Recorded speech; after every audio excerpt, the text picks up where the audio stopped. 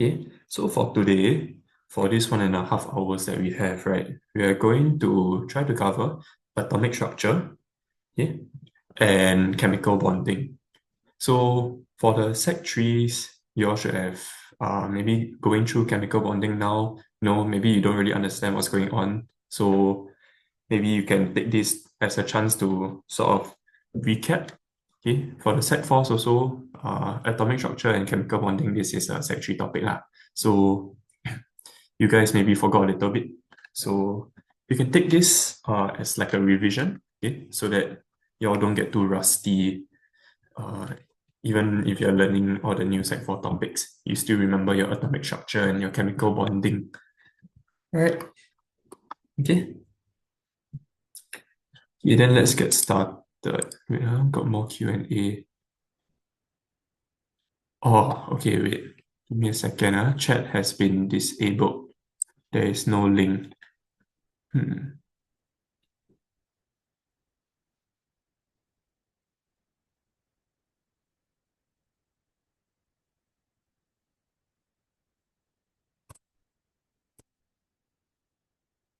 Okay.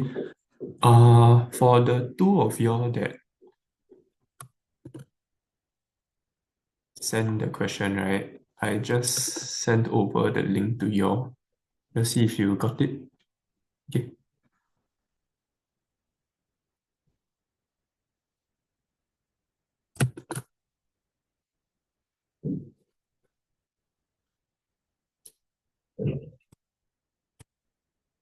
Okay, yep, got it already. All right, okay.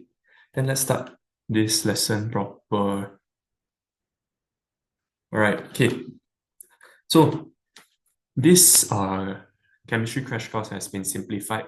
Okay, it's going to be very, very easy for you to understand what's going on. So for atomic structure and chemical bonding, we're going to split everything up into the different concepts. Okay, so for atomic structure, right, the very first concept that we're going to look at is this thing called the structure of an atom. Okay, so under the structure of the atom, right, you're going to learn what are the subatomic particles. Okay, first of all, right, when we look at the word subatomic particles, see the word sub. Okay, sub means what? Within of the atom. Okay, so that's why when we look at subatomic particles, we are looking at the particles within the atom. Okay, so within the atom, right, we have three subatomic particles. We call them the electron, proton, and the neutron. Okay, you can remember it as like P, E, and N, right? Okay, so right, for your protons and your neutrons, right, we say that they are found in the nucleus. Okay, what exactly is this nucleus? This nucleus is like the center of the atom. Okay, so they are found in the nucleus. Another word that we can call protons and neutrons, right, is this word called nucleons. So some of you maybe you got seen before the word nucleons, right? Okay, so what exactly are nucleons?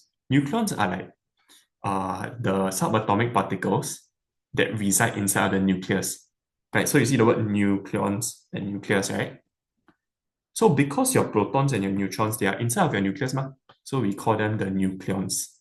Are electrons considered nucleons? No, they are outside of the nucleus. Okay, then you may be wondering, okay, where are the electrons? Okay, electrons are in the electron shell that are circling around the nucleus. So the electrons are found in electron shells orbiting at high speeds around the nucleus. Okay, so next concept here, we're going to look at this thing. The mass of the electron is insignificant, whereas when we look at the proton and the neutron, we say that they contribute to the mass of the atom. Why? Okay, scroll down a bit and then we will see here.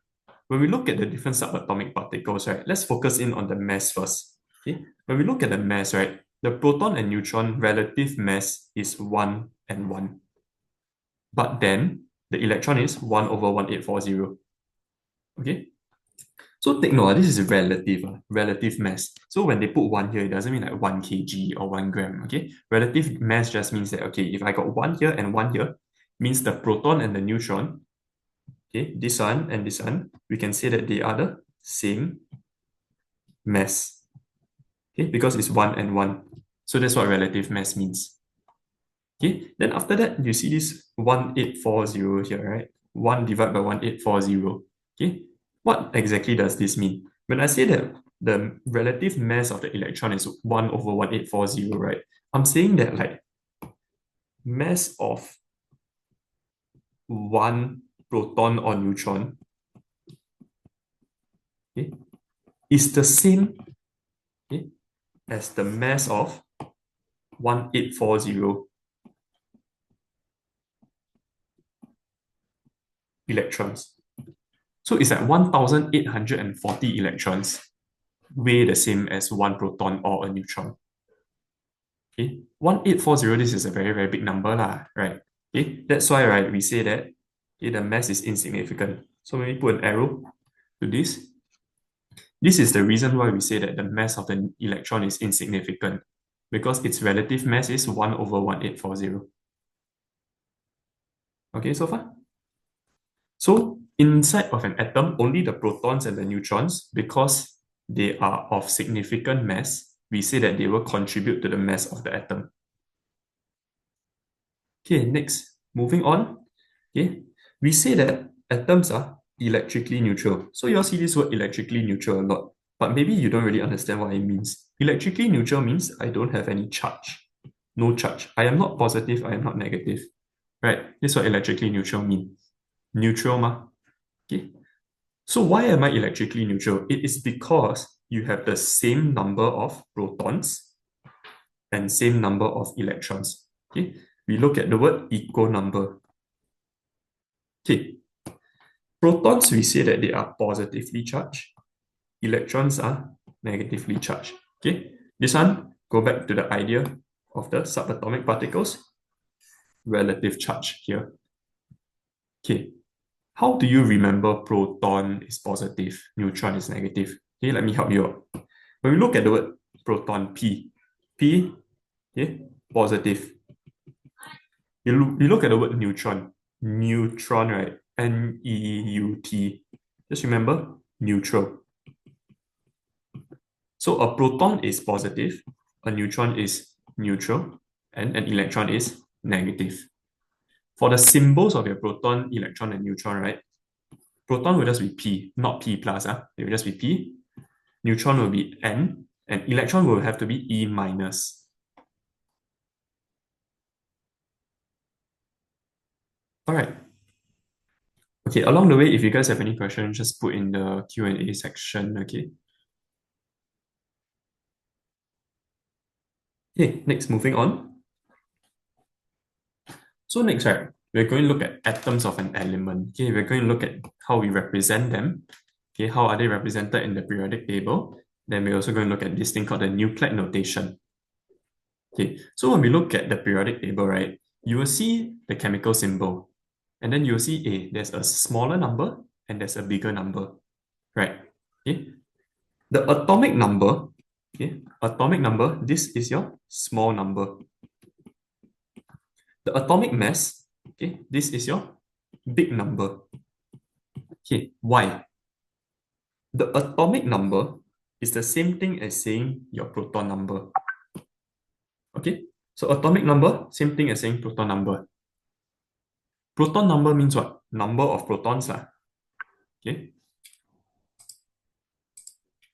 Atomic mass. Okay. So just now when we talk about the mass, right? We said that the proton and the neutrons contribute to the mass of the atom. The electrons don't contribute to the mass. That's why when I look at the atomic mass here, okay, I am only looking at the protons and the neutrons. Okay. When I count the mass, no electrons. Okay, why? Because electrons, we see that the mass is insignificant. Relative mass of 1 over 1840. Okay. One more thing, go back to this idea of atoms are electrically neutral. So if atoms are electrically neutral, my protons should always equal to my number of electrons, which also means that inside of the atom, my proton number slash atomic number can also represent the number of electrons. Because atoms are electrically neutral, your number of protons must equal to your number of electrons. Okay? Okay, so let's look at an example over here. Okay, I'll do the first one, then you guys can try the others. So when we look at 7, 14, n, right, we look at the smaller number first. The smaller number will represent your number of protons. So very obviously, 7 protons, because the smaller number there is 7. Okay? Because atoms are electrically neutral, we say the protons and electrons equal to each other. So 7 protons, 7 electrons. All right? And if 14 represents my P plus my N, how do I just get my N? My neutrons have to be the big number minus away the small number. And in this case, it's 14 minus 7. So 7 here. Okay, I'm just going to give you all maybe 20 seconds. You try out the sodium one and helium. Okay, for those who don't have the notes that you just put in the Q&A, I'll send you the link already. Just click on the link and you'll be able to download the notes.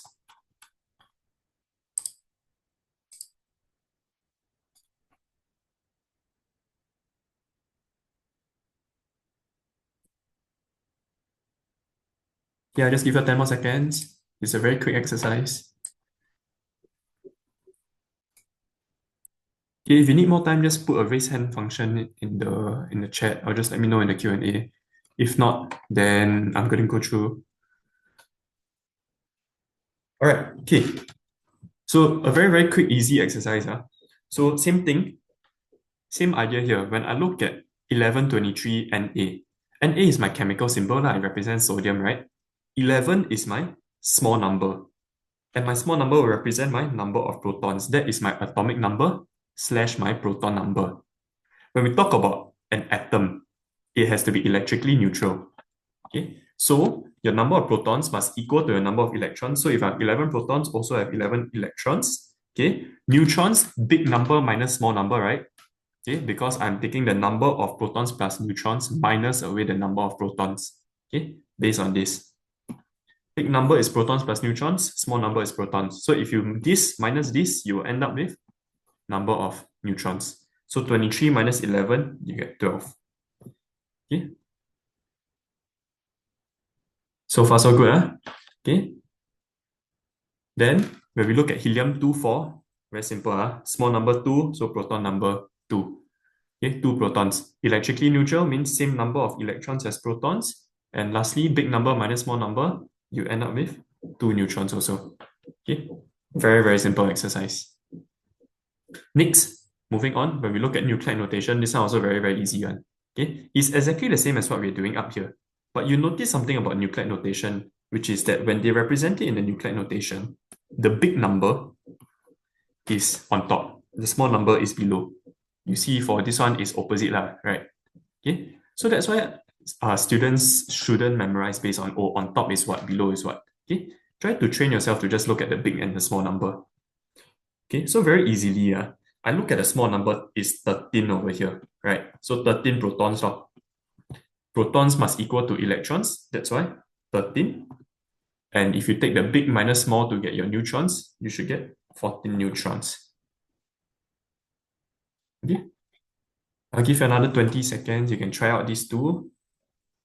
Okay, try it out by yourself first before we go through the answer.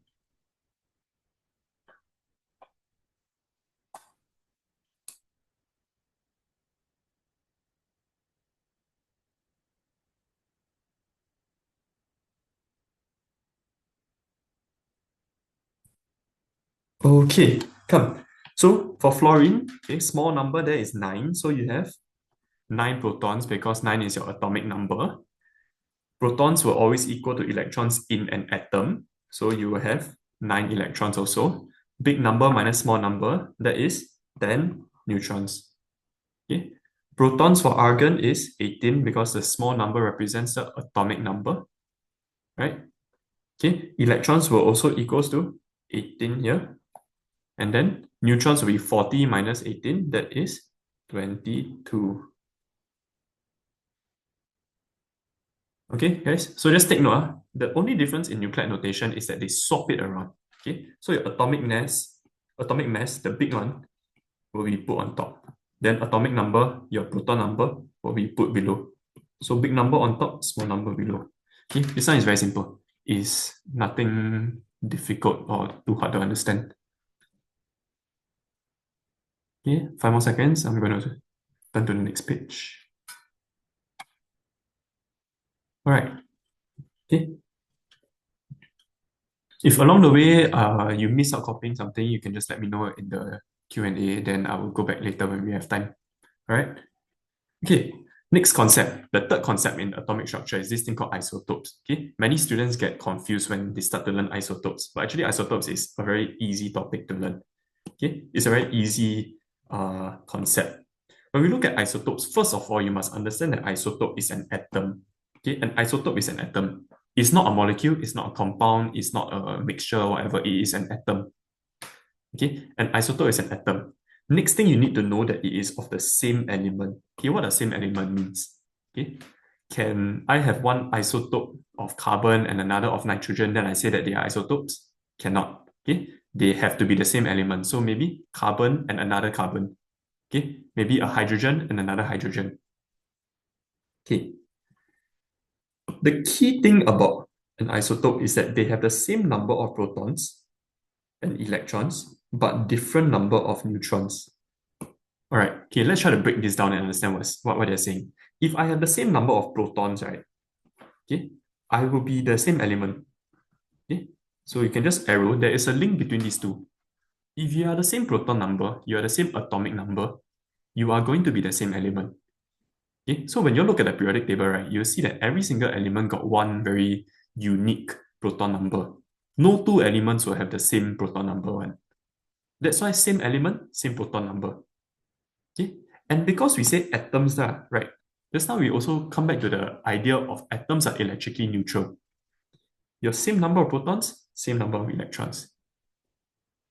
Next thing, we look at different number of neutrons. So this different number of neutrons is the key difference between isotopes. They have different number of neutrons. Right. Okay. Let me look at this. Isotopes have similar atomic number, but different atomic mass. Okay, why similar atomic number? Just now we say atomic number is what? The atomic number, this is the number of protons.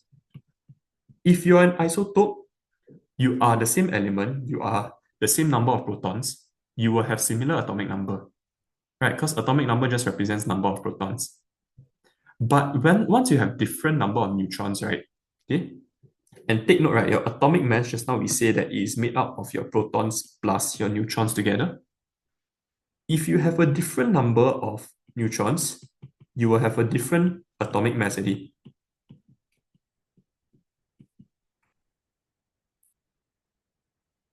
Okay, can so far?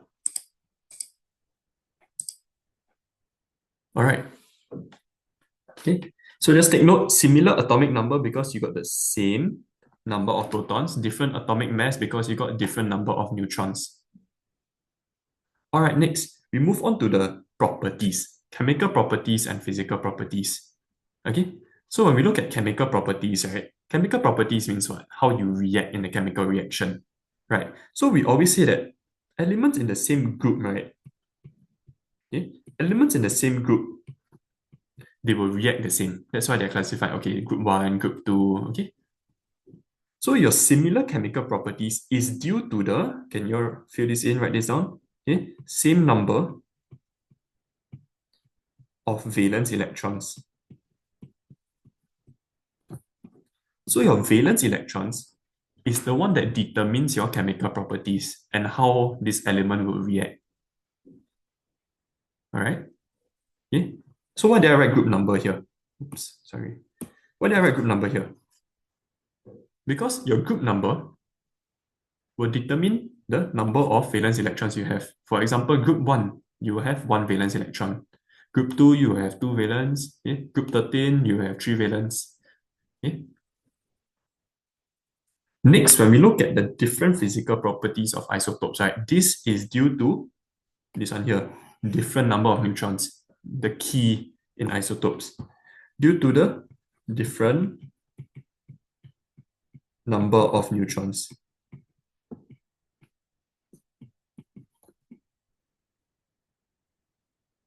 So different number of neutrons will cause you to have different physical properties. So for example, maybe your melting and boiling point will be a bit different. Okay. While you're copying down, okay, you can just listen. Okay. Isotope of hydrogen. This is an example. So remember what we say. We are only looking at the same element. We're not looking like, oh, hydrogen, then the next one we look at like carbon or something. Isotopes have to be atoms of the same element. Okay. So then when we look at protons, you see all of them are 1, 1, 1, right? Same. Then you see electrons also all the same, right? Because we say that isotopes need to have the same number of protons and electrons. Then you look at the neutrons. Okay, neutrons 0, then 1, then 2.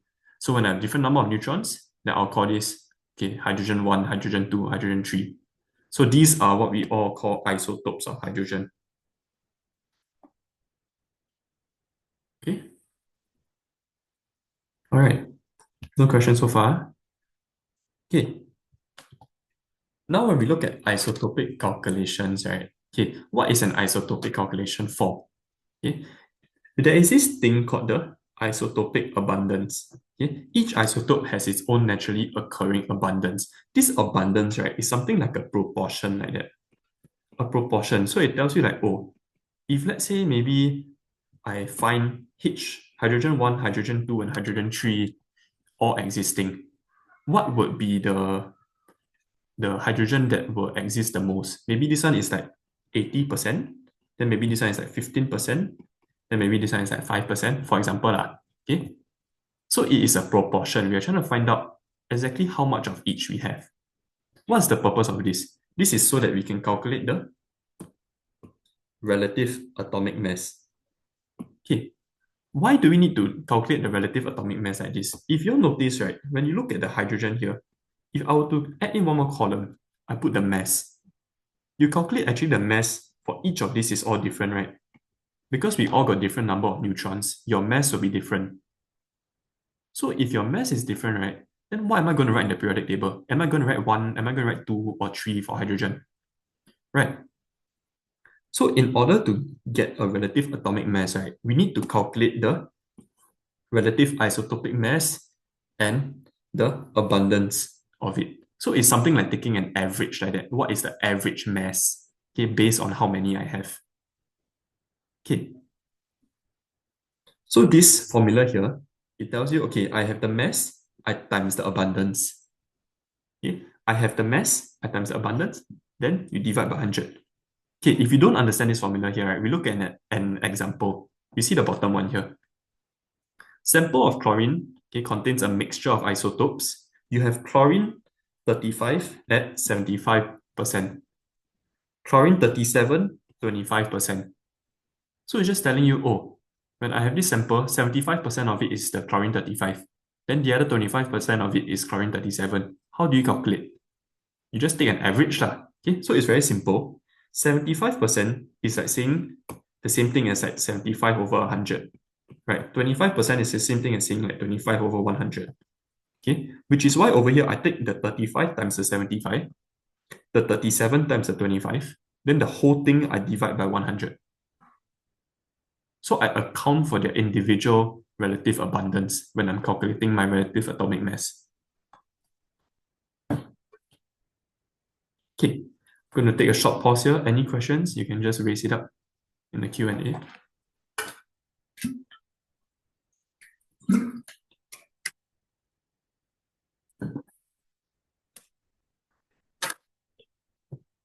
All right, okay, let's move on. We're already at concept 4, okay, formation of ions. We got one more concept, electronic configuration, and then we're going to try out some questions already. Okay, so we're more than halfway there through the first chapter. Okay, so far we learned what are atoms, what are inside the atoms. Now we're going to learn about ions. What exactly are ions? An ion, right, is what we call a charged atom. Charge means you can be either positive, okay, or you can be negative. That's why you see the diagram over here. As an atom, right, for me to be charged, I can be either positive or negative, cation or anion.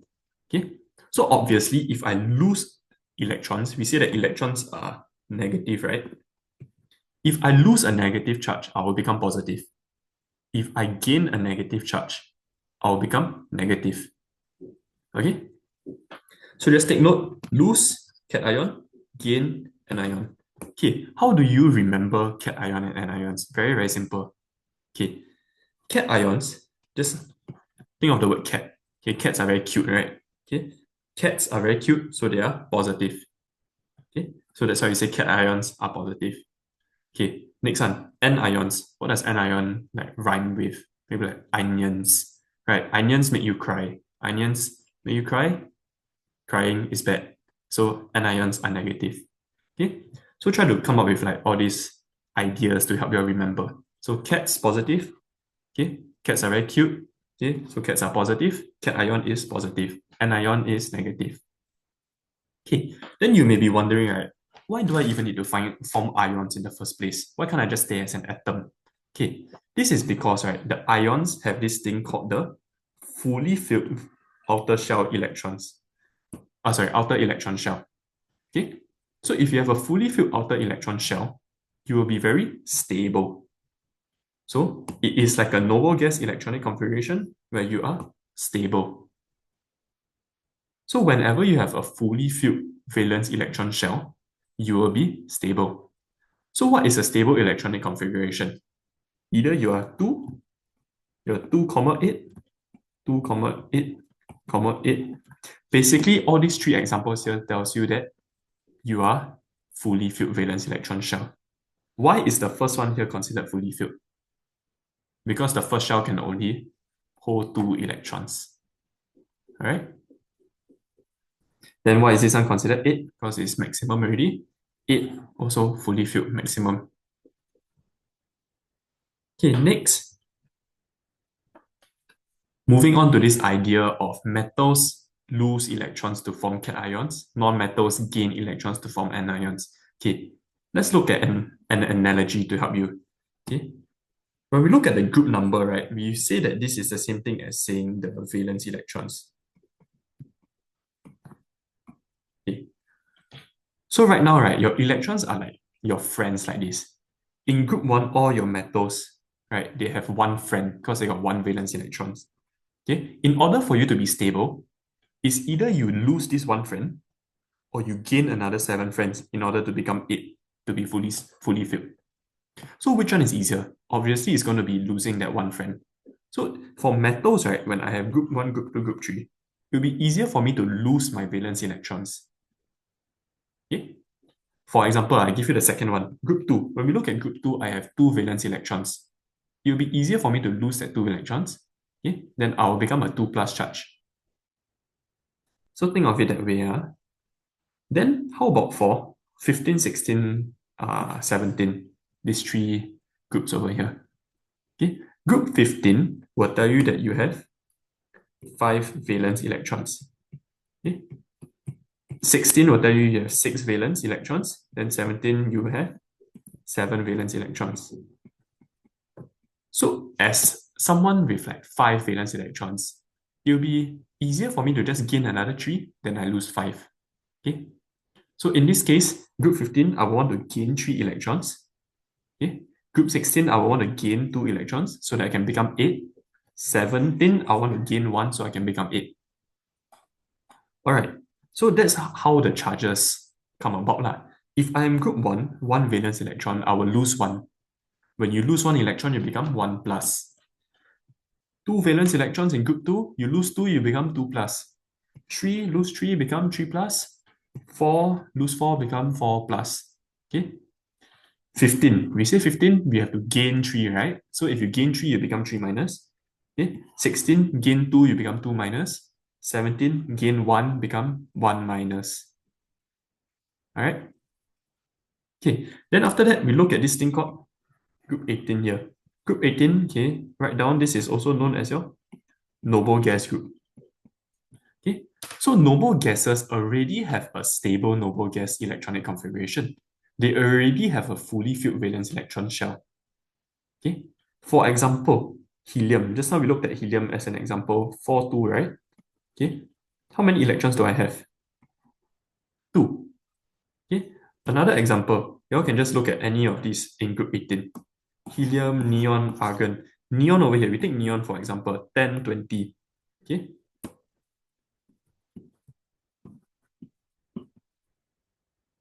My electronic configuration will be 2, 8. Okay. I will always have a fully filled valence electron shell. I will always be stable, which is why your noble gases is not going to form any charge. It's not going to form an ion because I neither want to gain nor lose electrons. I am already stable. What's the point of gaining or losing? All right. Okay. So far, so good, huh? Any questions? Just feel free to text in the chat. Okay. So just a side note, take note. Group 14, right? Usually we won't touch it to form cations. Okay? Usually. Okay, next, we're going to talk about how to represent them in a chemical symbol. Okay, so this is very similar to what we learned just now, like nucleic notation and your chemical symbol. Okay, so when we look at Na, sodium atom, if you look at your periodic table, sodium is in group 1. Okay, nitrogen is in group 15. So if you're in group 1, you are going to want to lose 1 electron. If you're in group 15, you're going to want to gain 3 electrons. Why? Group 1, you have 1 valence electron. It's easier for me to lose that one. Group 15, I have 5 valence electrons. If I have 5 valence electrons, I will want to gain 3, then I can become 8. Then I'll be fully filled. That's why over here, we see that the sodium atom will lose 1, nitrogen will gain 3 in order to get their stable noble gas configuration. So when we look at the number of electrons in sodium originally, right, you can see this 11 here. Okay, originally you had 11 electrons. After you lose 1, you become 10 electrons. And if you have 10 electrons, then over here, oops, 10 electrons. Okay, same idea for nitrogen here. Nitrogen started off with 7 electrons. Okay, because I got 7 protons, atoms equals to electrons. Then after I gain 3, 7 plus 3 equals to 10 electrons. Okay, then lastly, for helium, we say that helium does not lose or gain, right? Because I am already in a stable noble gas electronic configuration. So I will not form any ions. Okay? Does not form ions. So if you guys ever encounter questions like, oh, how come this thing doesn't form ions? The answer is just has to do with stable noble gas configuration. If I have a stable noble gas configuration, stable noble gas electronic configuration, I will not form ions. Okay. Then take note, metals, typically they want to lose their valence electrons. Non-metals want to gain. Use your valence electrons idea to help you to understand, am I going to lose or am I going to gain? Okay.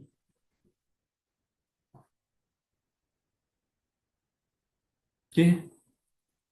So when I know over here that I lose 1 electron, okay, I now have 1 more proton than electron, which means that I am positively charged. Okay. So I'll put a positive charge here. For nitrogen, now I got 10 more electrons, 10 electrons, 7 protons. I have 3 more electrons than protons. That's why I'll be a 3 minus up here. So the rule of thumb is basically when you want to get what the charge is, okay, the charge of your ion will just be the number of protons.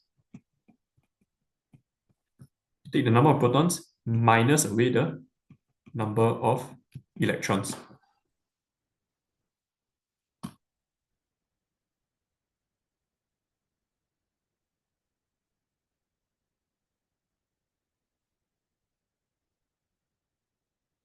Okay.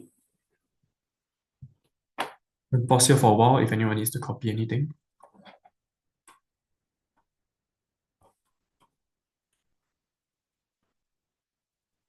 Okay, moving on. Last concept over here. Electronic configuration. So this is what we were talking about just now. Every electron shell has a maximum number of electrons. Just remember, your first shell is maximum of 2. That's why just now we say 2, 8, 8. Because your first one can only accommodate 2. There's only 2 seats inside for 2 electrons. then the other two shells will have 8 seats for 8 electrons. Okay? So the maximum that you can accommodate is 8. So to be stable, you're also 8 lah. Okay? And take note of one more thing, is that when you are drawing electrons on your electron shell, right, you'll be arranging it in pairs. So you see, it's 2 by 2, or 2 by 2, 2 by 2. Okay? Okay, come, let's look at this together. Okay, so how do we draw an electronic structure out for an atom or an ion? Okay, first of all, right, we need to identify how many electrons we are going to be drawing first. Okay, so over here, aluminium 1327. Okay, there are two ways to help you to identify what is your electronic configuration first. Okay, I'm going to give the first way that I don't really recommend. Then I'll give you the second way, which is the way that I'll do it. So the first way, right, is to look at this. If aluminium is 13 protons, okay, number of protons will equals to number of electrons, right? So my number of electrons will equal to 13. So how do I come up with a 13 electronic configuration? First, you start off with 2, then you become 8, right? Then 2 and 8, that's 10 already. Then I need another 3 more. So that's 2, 8, 3. So this is one way to go about getting your electronic configuration. You count based on number of electrons. The simpler way that I would suggest would be to look at your group number and your period number. So aluminium is in group 13. Okay? And aluminium is also in period 3. Okay? For those of you who forget, let's do a quick recap. Group is vertical. So from up to down, that is your group number. Period is your horizontal. Okay? So vertical, group, horizontal, period. Okay? So very simply, right? Group 13, I see the 3 over there, right? I know it's 3 valence electrons. Okay? Period 3, 3 electron shells. So based off your group number, I will get my valence electrons. Based off your period number, you will get your number of electron shells. Okay, so far? So, if I have 3 electron shells, 1, 2, 3. If I have 3 valence electrons, outermost shell will be 3. Then, of course, everything else has to be fully filled, right? So, this one will be 8. And the left-hand side one, the very first one, is not 8. Okay? Remember, your first shell is always 2 valence electrons. So you see that the first two, these are fully filled, 2 and 8. Then the last one, you have 3 valence electrons. Okay, so take note, this is your valence electrons. These two over here, this has to be fully filled. Okay, so you all see 3 numbers there, 2, 8, 3, right? I have 3 like sort of lines here to represent 3 electron shell. So drawing it will be exactly the same. I will draw one shell first, the second shell, and then the third shell. So I got 3 shells. Okay, right in the center, you add in your chemical symbol. In this case, it's aluminium, so Al. Okay, then after that, we will fill up by drawing. Okay, so you draw the first one, 1, 2. Okay, over here, right, we're going to follow this thing called the inverted 4 rule. Okay, this is a good rule for you to draw your dot and cross diagram. So inverted 4 rule means I go like 1, 2, 3, 4 like this. This is an inverted 4. So what's going to happen is you go from top to down first, then from down to the left side, then from the left side to the right side. So what's going to happen? I start from the top, go down to the bottom, to the left, then to the right. Then there's 4 electrons already. Then I go back to the top again, bottom, left, right. Take note of always drawing your electrons in pairs. Okay, why electrons in pair? Okay, over here, they are arranged in pairs in your electron shell. Lastly, because in my valence electrons, my valence shell, I have 3 valence electrons. So I'll start from the top. 1, 2, 3. Okay, and then that would be your aluminium atom electronic structure. Okay, I'm gonna pause here. take some time to copy this down.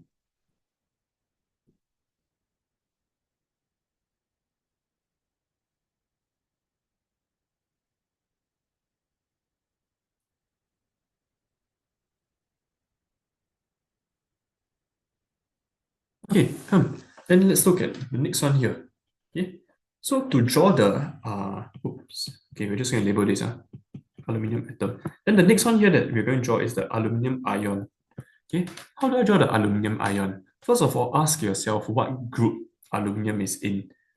So we learned that aluminium is in group 13, right?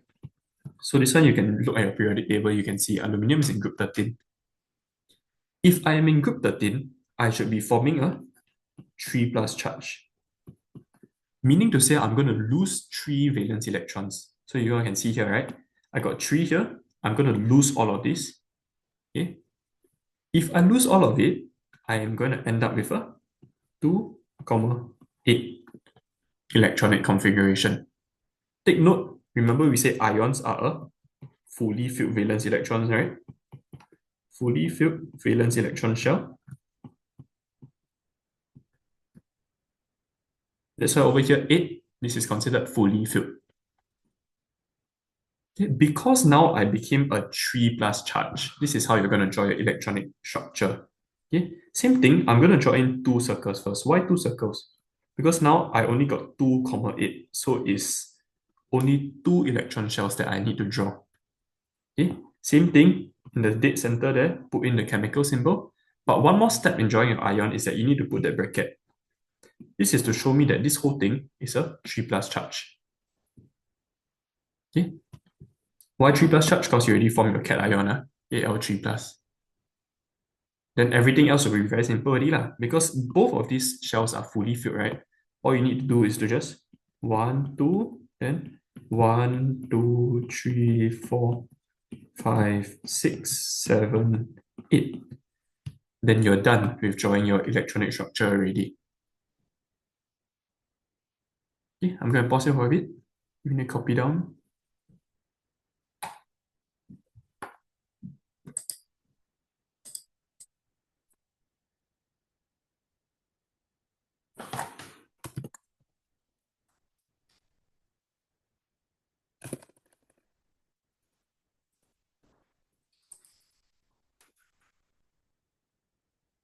Okay, come. Yeah, I'm going to move on. I'm going to look at checkpoint 1.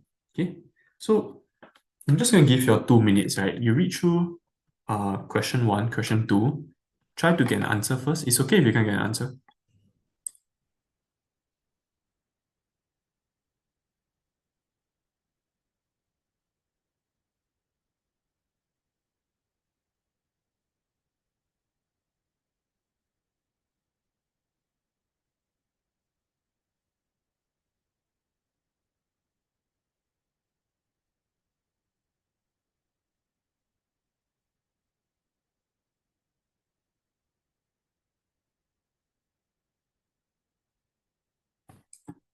Okay, if you already have an answer, you can use the chat feature to send a direct message to me to let me know what your answer is. If you need more time, you can just click the raise hand function. Okay, hope to see some answers so I can see if you are on the right track. Okay, maybe give your answers for question 1 first, then later then we go through question 2 so you don't get confused.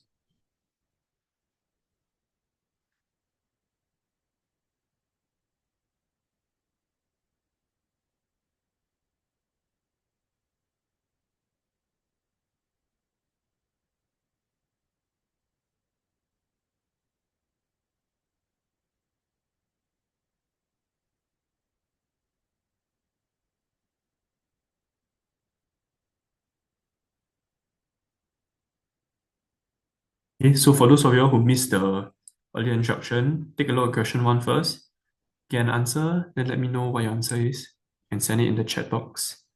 It's just privately DM it to me.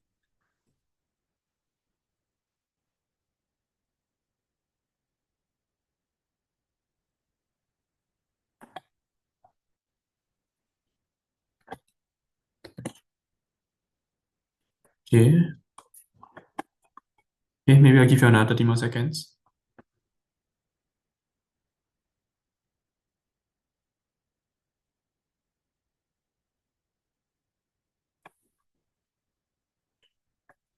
Okay, getting a few answers. Some correct, some not correct. Okay, it's okay, we'll be going through.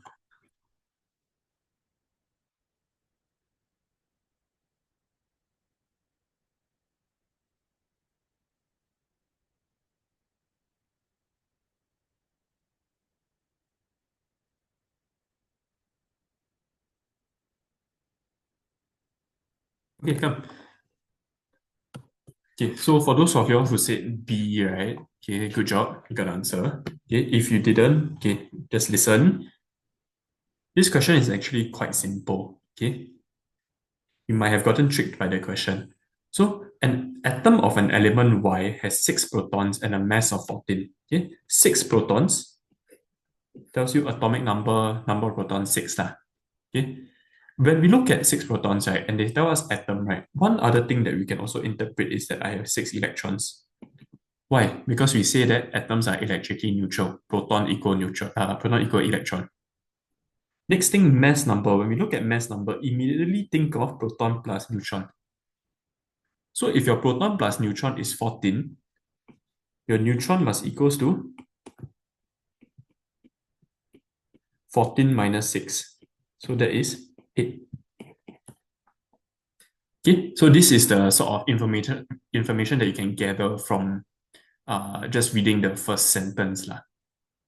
Okay, actually, you can go even one step further. When we look at 6 electrons, I can tell that my electronic configuration will be 2, 4. Right, because 2 plus 4, that is 6 electrons. Okay. And 2, 4 will tell me that I am in group 14. Because 4, 14. Okay. Group number and valence electrons, they are correlated. So that's how you already get the first statement is correct. Okay. Group 14 of the periodic table. Next, period 2. How do you know that's period 2? Just now we said that the number of electron shells is equal to the period number. So you see 2 electron shells here, 1, 2. Okay, for those of you who can't see it clearly there, I write here 2, 4.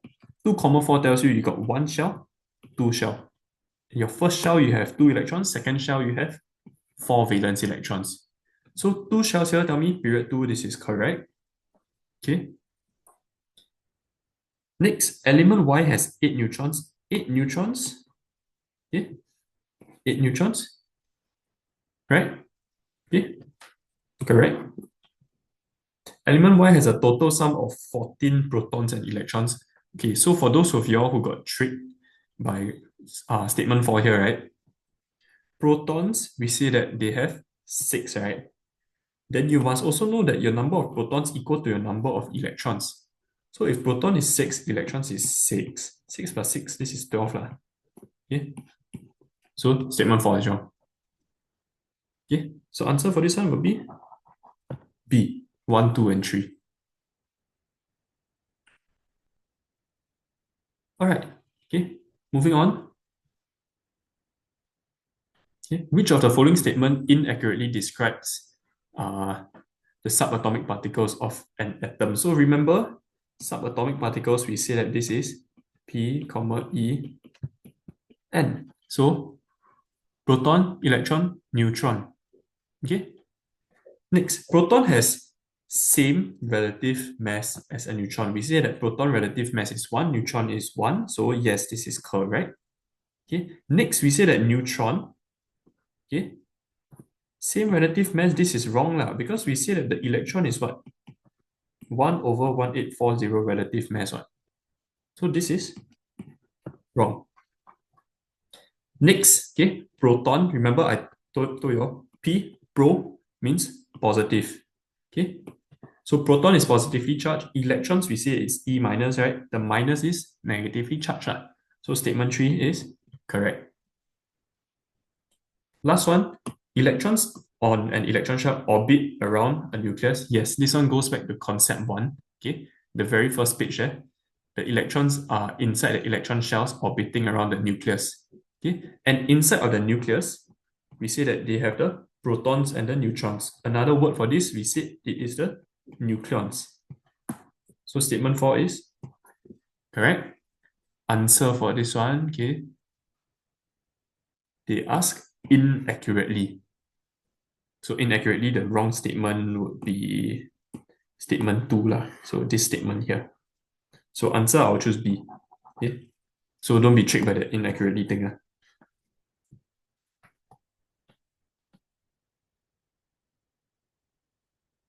Okay. Moving on, going to give you all 1 minute. Try out question 3, then you can send me your message. Message me your answer. Send me a private message.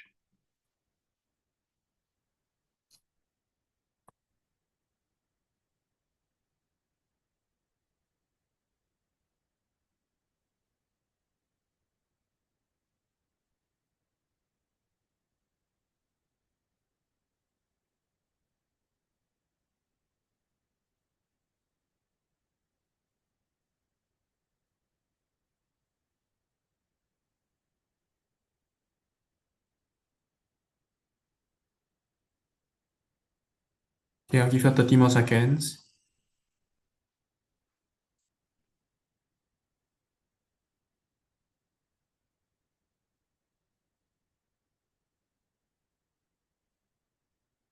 Also having a lot of different answers for this one, okay?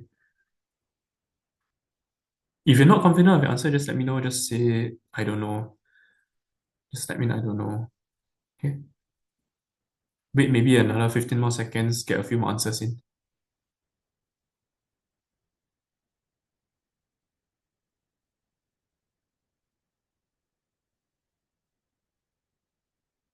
All right. Okay, come. Let's look at this one. So over here, they tell us that the relative atomic mass is this 12.01. There's a 0.01 there. A bit weird, right? Okay. Then they ask us why is it not a whole number? Okay. When we look at atomic masses that are not whole numbers, right? For example, in the periodic table, one very obvious one is this thing here, chlorine, 35.5. Everyone can see, right? Chlorine is a 35.5 molar mass. It's not a whole number. Why is this so? This one goes back to the idea of isotopes. Okay, so when we look at isotopic calculations, for example, the chlorine, right? We see that 75% of it is 35, chlorine 35. 25% of it is chlorine 37. So when I calculate it, my relative atomic mass is actually 35.5. There is a 0.5 there. Why? Because I need to take into account my isotopes. Right? Okay. So over here, it's the same thing. I have a 0.01 there because I'm taking into account my isotopes. Okay, for the first answer, right, those who chose A, this is very obviously wrong. Okay, we will never ever count the mass of the electrons. Okay, never. Okay, we say that electrons' relative mass is 1/1840. It is too light already. It does nothing to the relative atomic mass. Next thing, we say naturally occurring J cannot be obtained pure. Okay, 12, right? 12 is quite a small relative atomic mass. Okay, usually those that cannot be obtained pure, like, and they're not naturally occurring, right? They are lower down in the periodic table, those without any molar mass at all. Okay, so J actually can be obtained pure, so it's not this. And if you check, right, 12 should be carbon around that area. Okay, next, C. Okay, J atoms can have different number of protons. Okay, this one is very obviously wrong. Okay, good. I don't see anyone choose C lah. Okay, if you are a different number of proton, right? If you're a different proton number, you're a completely different element already. Just take note. Okay, different proton number means different element. You can't be the same element but still have the same number of protons. So answer here is obviously D. Okay, different number of neutrons. This one is isotopes. Is what we talked about just now, isotopes. All right, next, moving on. Okay. This one I'll just go through with you, so you don't have to complete. Okay. When we look at this, particle B could represent an electron, particle C could represent hydrogen ion, particle E represents nucleus of helium, A and D represent nuclei of isotopes. They're asking us which one is correct. Okay. The two graphs over here, okay, one of it show the mass, the other show the charge. All right. So when we look at the relative mass here, right? Okay, for particle B, you notice that B has zero mass. Okay, zero relative mass. But then you notice that B has a negative one charge, a one minus charge. So this resembles that of an electron. We say that electron's relative mass is 1 over 1840, same as like zero like that. We don't count it. And electrons are negatively charged. There is a 1 minus charge. So yes, this one makes sense. Next one here, particle C. Okay, now we look at particle C. C is here now. I got one mass and I got a 1 plus charge. Right? Okay.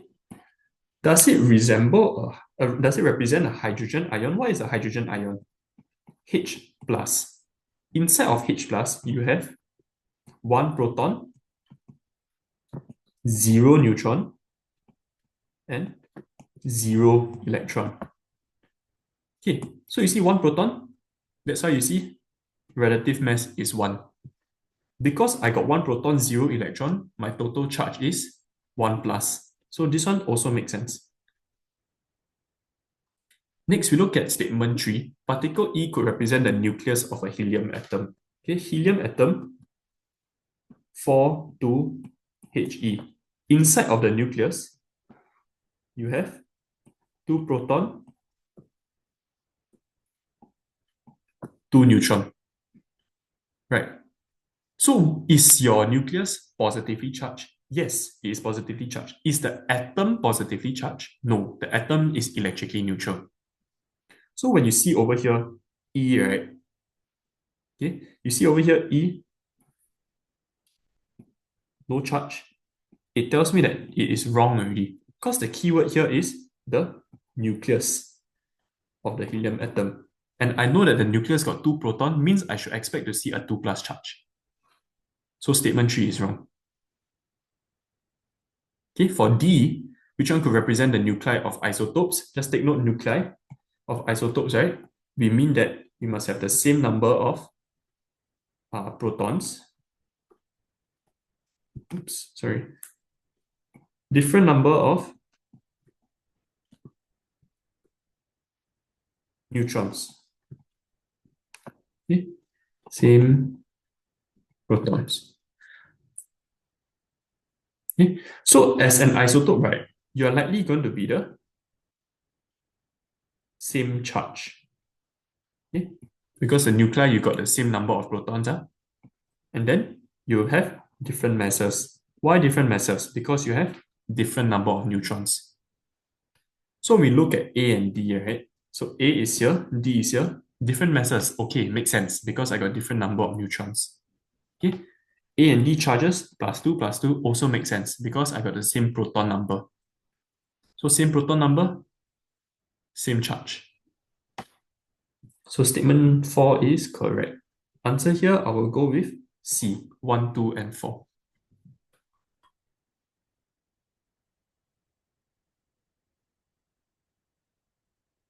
All right, okay. Let's move on. Now we're going to cover chemical bonding. Okay, so chemical bonding, right? We are going to only cover ionic and covalent. Right, so when we look at ionic, right? Ionic is what we call metal and non-metal. Okay, so a metal and non-metal will form an ionic bond. We say that they have a strong electrostatic force of attraction. Okay, oppositely charged ions. Why oppositely charged ions? Because we have a plus and we have a minus. Cation and anion. So this links back to just now the idea of metals lose electrons to form cations. Non-metals gain electrons to form anions. That's why positive and negative, they will form a strong electrostatic force of attraction. So if you see over here, this is your cation from your metal. This one here is your anion from your non-metal. Okay, how does an ionic bond form? You see this electron going over to the O, then it comes over here, right? This process is what we call the electron transfer. So an ionic bond is formed due to a result of electron transfer. So what exactly happens? Your group 2 magnesium, right? Okay, and your group 16 oxygen. Okay, group 2 means what? I want to lose 2 valence electrons.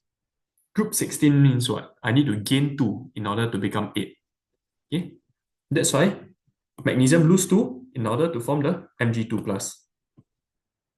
Then after that, oxygen will gain the 2 valence electrons in order to form your O2 minus. Then when you have an Mg2 plus and an O2 minus, they will form a ionic bond with each other. Okay, next moving on. Okay, we look at the bottom one here. Okay, so in an ionic structure, right, it is what we call a giant ionic crystal lattice structure. Giant meaning you say is very, very, very big. Okay, this is a very big structure. Okay, so it comprises of your metal cations, like what we say, and the non-metal anions. It's held together by these strong electrostatic forces of attraction.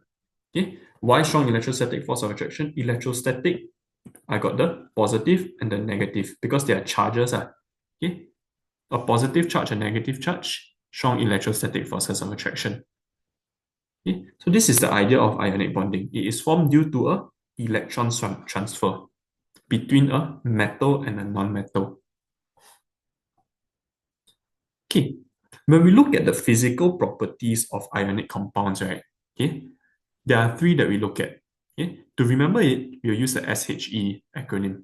So SHE, S stands for soluble in water, H stands for high melting boiling point, E stands for electrical conductivity. Okay, so when we look at high melting point, right, strong ionic bonds, we say that these strong ionic bonds, right, they need a lot of energy in order to overcome. So think of these strong ionic bonds as like a pasta stick like that. Okay, when you boil your pasta stick, the pasta stick will become like soft, right? So when it is originally was very stiff, so then the ions cannot really move around. So I'm still in solid form. Then I need to boil, like sort of like boil it, okay, supply some energy, then the pasta stick become like a bit weaker. Then that's how this electrostatic force of attraction can be overcome. Then the ions can start moving around, move here. Then that's how you become liquid. Okay, so remember from KPT, how you change from solid to liquid. So that's why we say this large amount of energy required. Why? Because the electrostatic forces of attraction is very strong, what we said earlier. Okay? So if you need a very large amount of energy, obviously means that I need to heat it to a very high temperature lah. That's why high melting point, boiling point. Okay, then you'll notice this small little bracket here. Greater the charge of ions, stronger the EFOA, higher melting point. What does this mean? Greater the charge of ions, right? Okay. Na plus Cl minus versus like let's say Mg2 plus and O2 minus. Okay. The easiest way to understand this, right, is let's say you have one friend and another friend. 2 of them they hold hand, right? They hold one hand, one hand. Then maybe if you pull them apart, it's quite easy to separate them. But if now let's say they hold 2 hands with each other, so one friend hold 2 hands, the other friend hold 2 hands, then it will be a bit harder to push them apart. They grip each other more strongly. It's the same idea here. Okay? Na is only a plus charge. Cl minus is also just one minus charge. But Mg and O is a 2 plus and a 2 minus. So it's like them holding 2 hands together. Okay? So if you hold 2 hands together, obviously you're going to be stronger. You're going to have a stronger EFOA. You're going to be higher melting point and boiling point.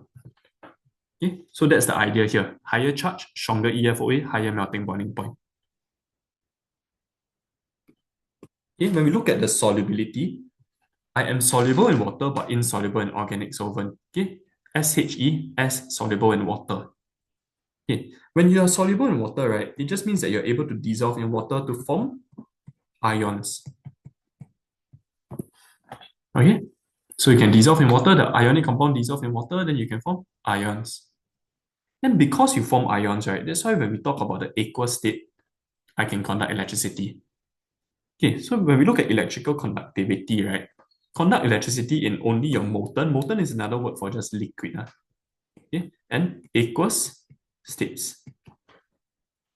Okay, so they say that in solid state, right, the ions are held together in fixed position. What do they mean? Solid state, you remember from KPT, they are all very orderly arranged. If you're all very orderly arranged, you're just vibrating about your fixed position. You're not really moving around. That's what they mean by held in a fixed position and not mobile.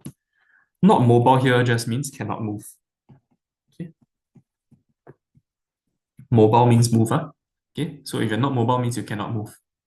So if your ions cannot move, right, they cannot conduct electricity. You look at this setup here. How do they conduct electricity in aqueous state? Your ions will move over to the plus, then the positive will move over to the negative.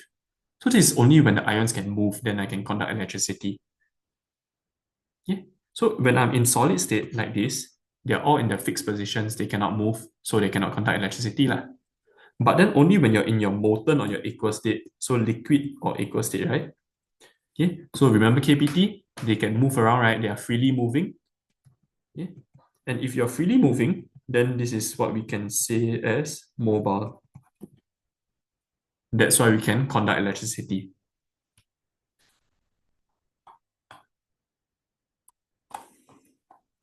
Okay, all good so far? Okay. Next, let's talk about covalent bonding.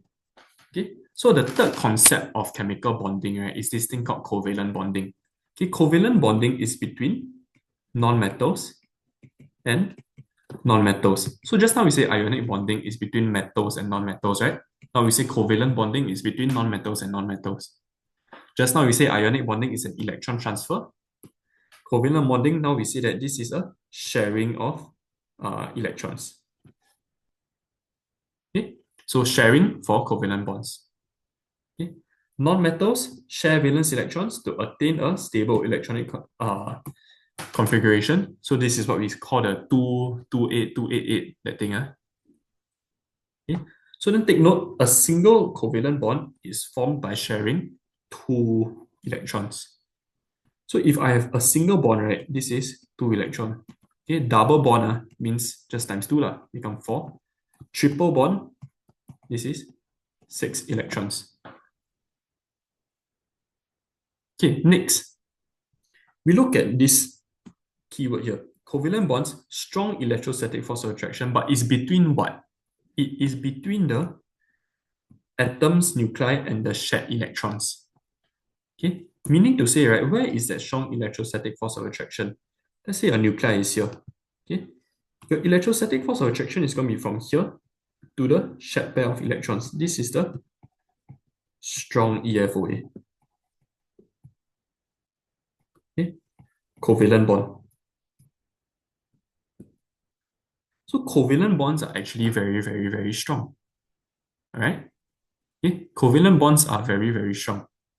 What is weak in a covalent bonding is not your covalent bonds. It is your intermolecular forces of attraction. All right. Okay. Before we go to that, let's look at this thing here, this table. Okay. Group 14, 15, 16, 17, 18, hydrogen. Okay, why am I only looking at 14 onwards? Because we see non-metals, covalent bonding only between non-metals. If I am in group 14, I have 4 valence electrons. I need another 4 more in order to become 8. In order to become fully filled, I need another 4 more. Okay, so how is it going to happen? I'm going to share 4, then I can get back 4. Okay, so how covalent bonding works is that how many you share, right? How many I give you is how many I'm going to get back also. So if I give you 4, I'm going to get back 4. Okay, if let's say you're in group 15, okay, you only have 5 valence electrons. You need another 3 more. So I need to share 3, then I can get back 3. Okay, all following so far? So that's why group 15 will share 3. 16, 6 electrons. I share 2 in order to get back 2, then I can become 8. 17, 7, share 1, get 1 to become 8. 18 already fully filled, no need to share. Hydrogen only has 1 electron. I need to share 1 to get 1 in order to become electronic configuration of 2. Okay, next part here, when we look at the intermolecular forces of attraction, right? Okay, just remember this word. Inter means like what? Inter-class games. Is between classes. Okay? Intra means within. Okay? So within your own class, intra-class. So intermolecular means between two molecules. Intra means within one molecule. Okay? So this intermolecular forces is very weak. But then this intramolecular forces is very strong. On the other hand, when we are looking at a giant covalent structure, okay, all of these are all strong covalent bonds. So in a giant covalent structure, there is no intermolecular forces of attraction for these kind of structures. You will only see intermolecular forces of attraction for things like graphite. Okay. Next, moving on to the next page.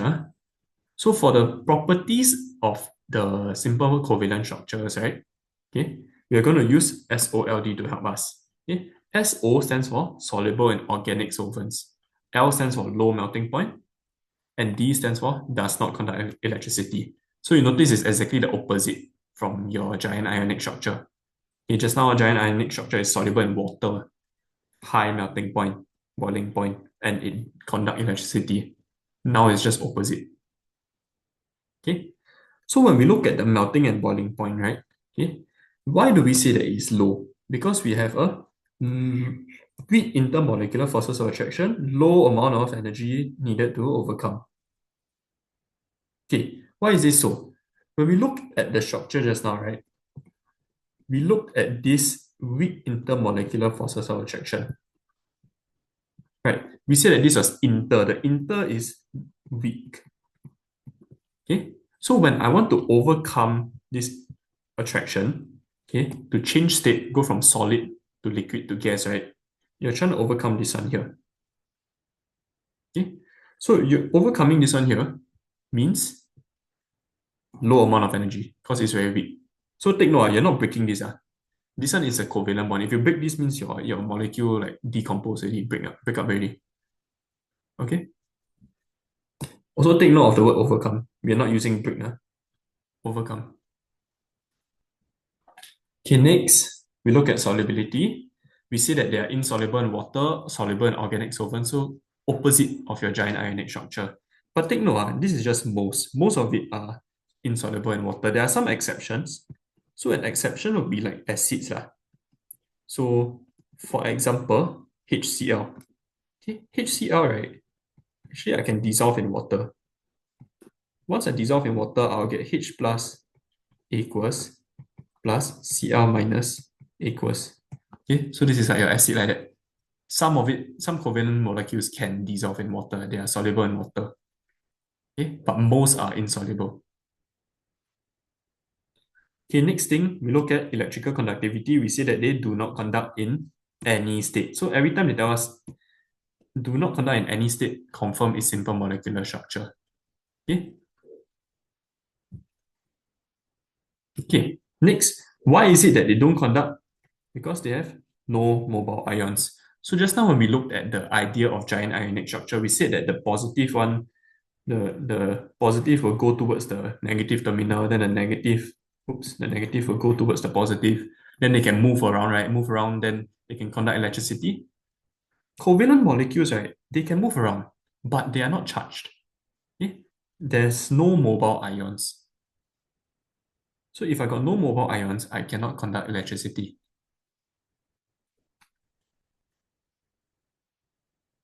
Okay, moving on. Yeah. So now we're going to look at the properties and structure of your giant molecular structures, giant covalent structures, right? Okay. So over here, right, how do you describe a structure like diamond and silicon oxide? Okay, tetrahedral. Tetrahedral is this like little structure that you see here, this thing.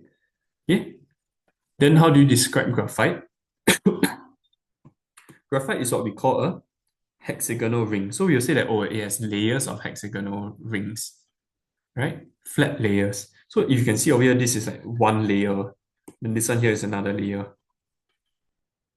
Okay. So when we look at giant covalent structures, remember we say that these are all your strong covalent bonds. Okay? So all of your giant molecular structure, giant covalent structure, they have strong covalent bonds. See, over here also have strong. Okay? But then you'll notice that between each layers, I have this thing also. These are my weak intermolecular forces of attraction. Okay, and this is only for graphite. Only graphite will have. Diamond, silicon oxide doesn't have. Okay, this one is all strong covalent bonds. All right. So what's so special about graphite when it has these weak intermolecular forces? When it is weak, right, it will cause your graphite to be soft and slippery. Why? Because all my weak intermolecular forces of attraction, right, will just let the layers slide over one another. So each layer, right, it will just slide and slide and slide. I can overcome these weak intermolecular forces of attraction very easily. Okay, so it's like two layers, then you just slide off because the attraction between the layer, like layer 1 and layer 2, is very, very weak. On the other hand, when we look at diamond, this structure, and silicon oxide, this structure here, right? Okay, they are tetrahedral. If they're tetrahedral and they all have strong covalent bonds, there isn't any sliding over that can happen. Okay, next thing we look at, okay, large amount of energy, strong covalent bonds. Okay, so I need to supply a lot of energy in order to overcome the strong covalent bonds. Okay. Next, when we look at the electrical conductivity, right, one very easy way to remember this is the ratio of your bonding. So when we look at the structure here, right, in diamond, it is a 1:4 ratio, where one carbon is bonded to 4 other carbons. In graphite, it is a 1:3 ratio, when one carbon is bonded to only 3 other carbons. Okay. So when we look at a 1:4 ratio, okay, one carbon bonded to another, to another, to another, to another, okay, I don't have any more electrons that are unbonded compared to a 1:3 ratio, right? So now over here for graphite, we look at 1:3. When one carbon is bonded to 3 other carbons, I will end up with 1 electron that is unbonded. Okay, so this here is what we call the unbonded delocalized electrons. Okay, unbonded because I'm only like one carbon bond to 3 other carbons, right? Okay. So because it is unbonded and delocalized, I am able to conduct electricity because of this little electron here. Okay, so every carbon will have this one additional unbonded delocalized electron that can conduct electricity. Okay. Can my diamond structure conduct? Cannot, because I got all bonded already. Okay, same thing for my silicon oxide. Okay, it is the same structure, 1:4. You can see here, 4 oxygen. So this one is also a 1:4 ratio. All right.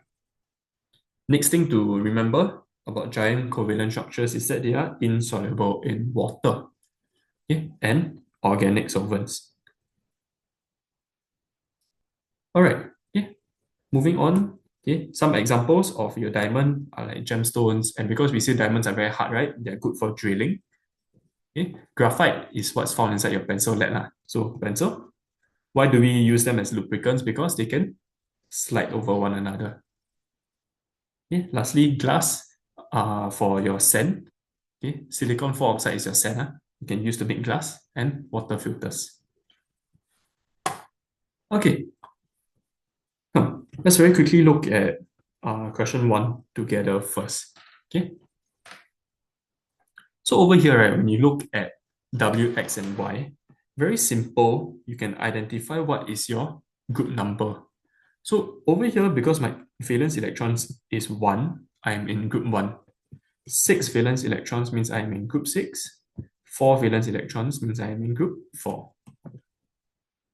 Okay? So if you're in group 1, likely you'll form W plus lah. Okay? Group 6 you'll be X. 2 minus, because group 6 need to gain 2 electrons. So when we look at the first option, okay, ionic compound, okay, one atom of W and one atom of X. Is this true or not? When I take W plus and X2 minus, okay, what compound do they form? I crisscross it. So the 2 I bring down, okay, the one I bring down, I'll form W2X. Okay, so I will have 2 atoms of W and 1 atom of X based on the charges of W and X. Okay, so I'll choose B.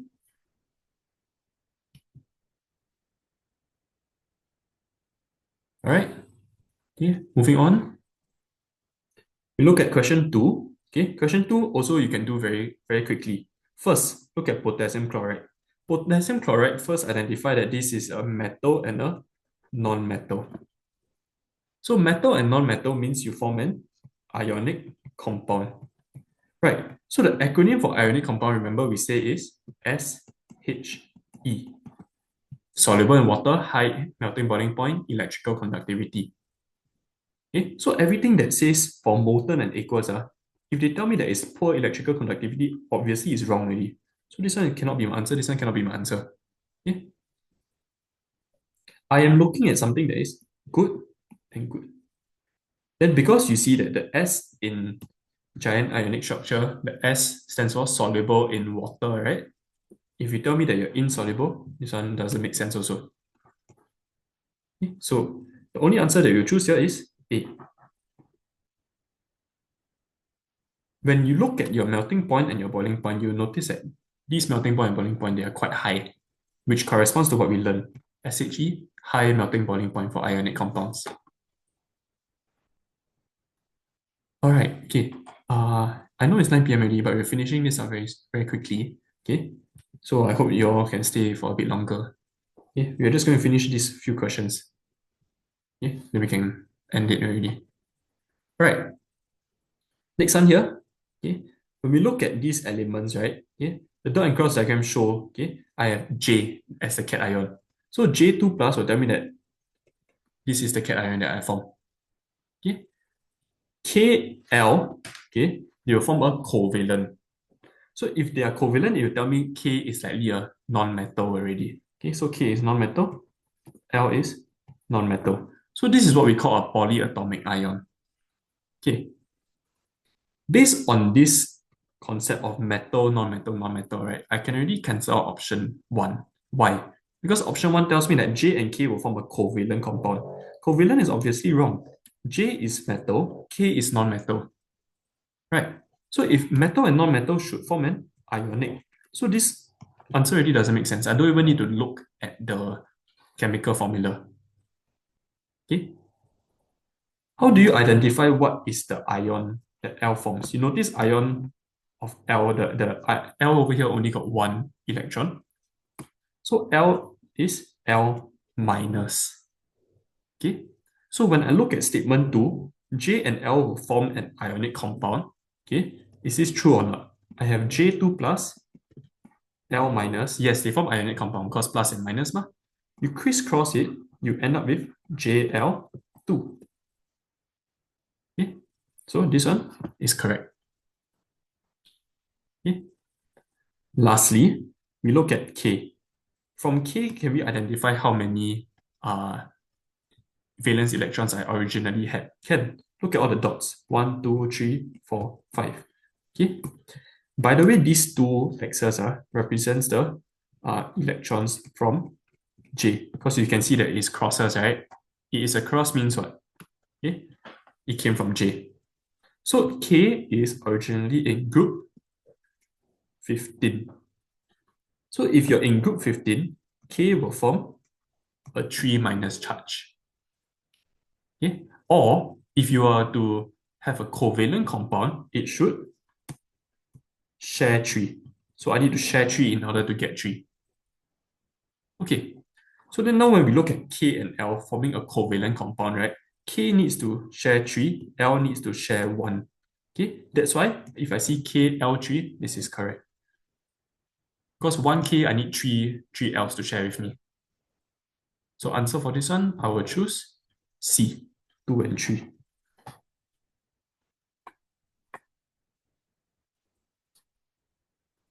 Okay, moving on. Okay, I'll just go through one last question, question 5. Okay, so when we look at question 5, right, you look at the structure, this is a giant molecular structure. Okay, although we never learned any carbon and silicon compounds before, right? We know that this resembles a tetrahedral structure.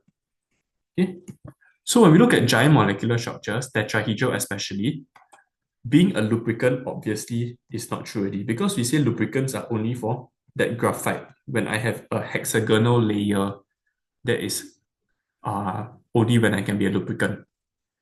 Okay. One more thing you notice is that this ratio is a 1:4 ratio. So remember what we say about the 1:4 ratio? I don't have an unbonded delocalized electron. If you don't have unbonded delocalized electron, you cannot conduct electricity because you're that 1:4 ratio. Next one, low melting point is obviously wrong. This is because we say that it has a strong covalent bond. Okay? So if you're a strong covalent bond, you need to overcome the strong covalent bond. You need a lot of energy. So you're going to be a very high melting point. Okay? So leave us with the only answer, D. Okay? It is insoluble in water, which is the properties of giant molecular structure. Okay? You can pause here for maybe 5 seconds. You can copy down.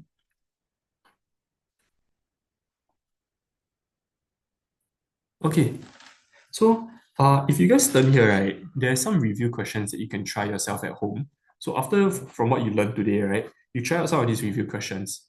Okay, then I have maybe about, I think, 5 MCQs and 3 structured questions. You can try it out yourself. There'll be a teacher copy that is sent to you guys next week also. If not, you can refer behind if you want to check your answer yourself. Okay, of course, you try it out yourself first, then you check. Okay. When you refer all the way to the back here, there's another table to help you out. Okay, this table is to show you all the common ions that are being formed for transition metals and your polyatomic ions. So you all can use this. It's just before your periodic table. Okay.